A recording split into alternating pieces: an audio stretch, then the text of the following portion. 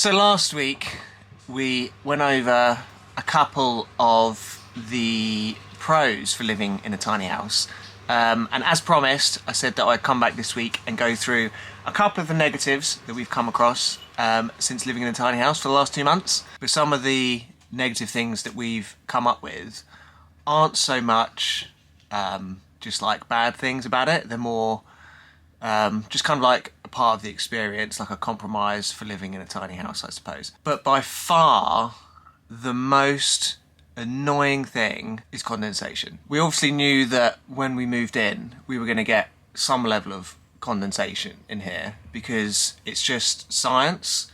There's moisture in the air, we've got cold walls, the moisture hits the cold walls, and then it turns into water, and then you get condensation. But we never realised how significant it was going to be, and I guess maybe we never realised how much moisture we were going to get in the air. But particularly when it's cold and we have the windows shut, there's no real airflow, so literally all the windows just get covered in condensation, particularly in the bathroom, for obvious reasons. And when we've dried clothes in here, obviously it creates a lot of moisture in the air. We've had pockets of moisture, particularly in the corners of the tiny house. That's created wet spots, that's turned into mould. The sofa, we had to pull away from the wall and put moisture traps behind it because there was getting mould up the wall. We did also buy a dehumidifier because we just need an efficient way of reducing the humidity in here, and that obviously gets rid of the condensation. We've got the window vacuum as well, which is great. We normally do the windows first thing in the morning if they're really bad. And whenever we have a shower, we'll stick the dehumidifier in the shower, dry it out, and then when we do washing, we normally put the dehumidifier next to the washing, and that usually does quite a good job of sucking out all the, well, I don't think it sucks the moisture out. It has a laundry setting. Yeah, it has a laundry setting on it. So we basically set the laundry up and then we stick it next to it, and I think as the moisture leaves the laundry, it just kind of like sucks it in and puts dry air out or something, but it works quite well. So I think condensation by far is the biggest downside to living in a tiny house, but if you manage it properly with a dehumidifier and making sure there's no pockets, particularly in the corners, then it's not too much of a big deal. But yeah, we've kind of learnt by living that condensation can be quite bad. So number 2 on the list, emptying wastewater tanks. Like I was saying earlier, it's just kind of a part of the experience. Same goes with filling up the water tank, which I'll get onto in a minute. But for the most part, we can empty wastewater just straight onto the floor. That is for showers, washing hands. We use environmentally friendly like soap products, so that can just go straight on the floor. But we do need to capture our wastewater from the sink when we do the washing up and everything. Because obviously that's food going down there, and that's more because we don't want to encourage any pests or anything, or to make an unpleasant smell outside. So we do need to empty the kitchen waste. And also we have a composting toilet.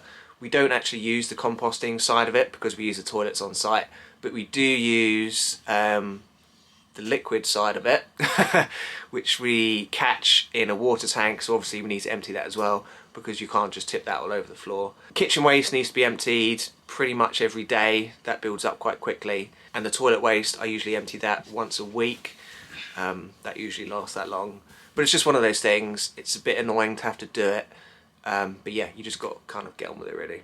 Alright, so con number 3. Filling up water, water pressure, using the washing machine, things like that. So basically we've got a 250 litre water tank.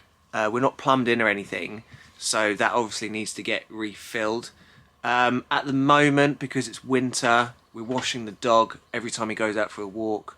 Obviously washing ourselves, we've got a washing machine. Yeah, we're getting through quite a lot of water. I usually have to refill it. If Joss is here, I normally refill it every other day. When Joss isn't here, it's normally once every 3 days. It's not too much of a problem, and again, it's just one of those things that you just have to, it's like a compromise, it's just a part of the lifestyle. And we've just got a 100 metre hose pipe that we have to run to the nearest tap, which is annoyingly far away. I think it's about 80 meters away, which is quite far. But yeah, we just run the hose out and just fill it up, and then when it's done, we'll take it out, wind it up, and then put it away for a couple of days. We've also got a gravity-fed water system, which basically means that the water tank's high level, and we have, I don't know what it's called, we've got one of those pumps that when you turn a tap on, the pump recognises the flow and then it kicks in, which is fine if the tank is full and you have enough pressure in the first place to generate enough flow for the pump to recognise it and then kick in. But as the tank empties, the pressure reduces as well. So when the tank gets to around about half full or less, it can be quite a pain to get the pump to start. You normally have to open a couple of taps and wait a little while for it to kick in.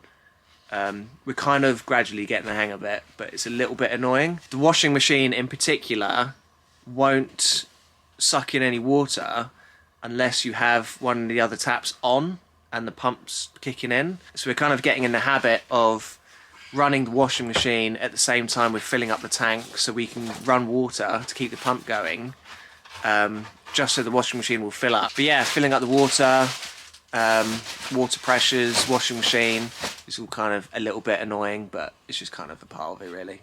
So con number 4, as we head upstairs, we have, I don't know exactly how much headroom we've got, I think it's around about 4.5 feet. Oh, jeez. But yeah, I've got to crouch when I come upstairs, which again is one of the pros, which I mentioned last week, because it gets super cozy up here. But yeah, changing bed sheets, oh my god, it's so annoying. When you have a big room in a conventional house, what I normally do anyway is I normally foof the duvet up and then kind of like shake the duvet in the sheet. But yeah, I can't do it in here, and it's just a massive palaver. I never look forward to doing it because it's so annoying, but have to do it. So moving on to our final con of living in a tiny house is electricity. I said that really weird, but yeah.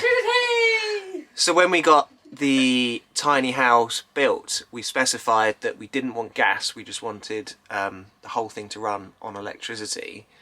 Didn't really put too much thought into it, other than if you have gas, it's just another thing to worry about. And I think gas is quite expensive to buy.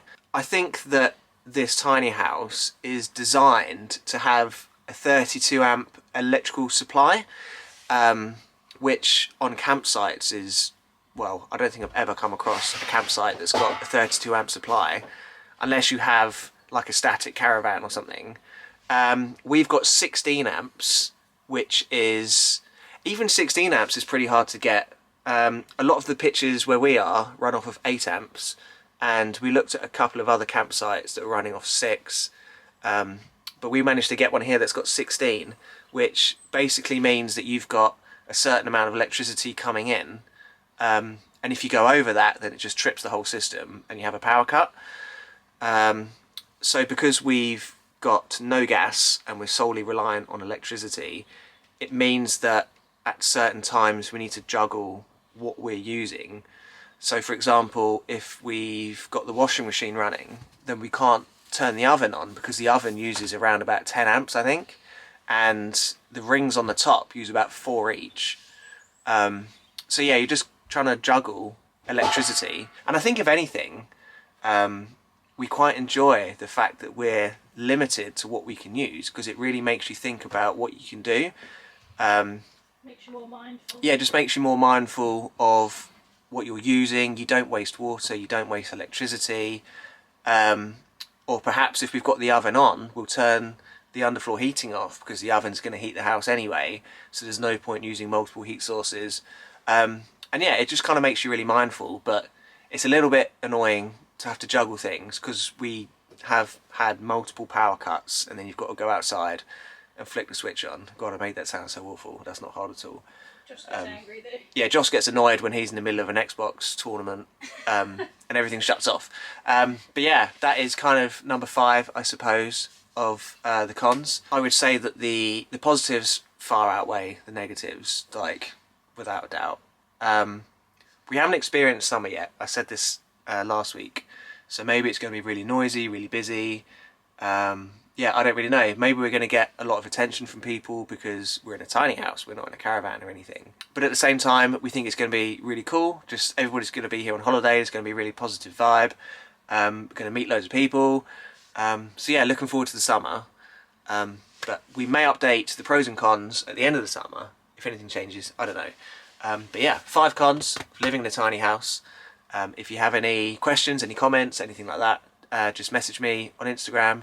Link is in the description. Or you can go over to the community page and just drop us a message on there. And yeah, we'll address any questions or any comments or anything you have to say.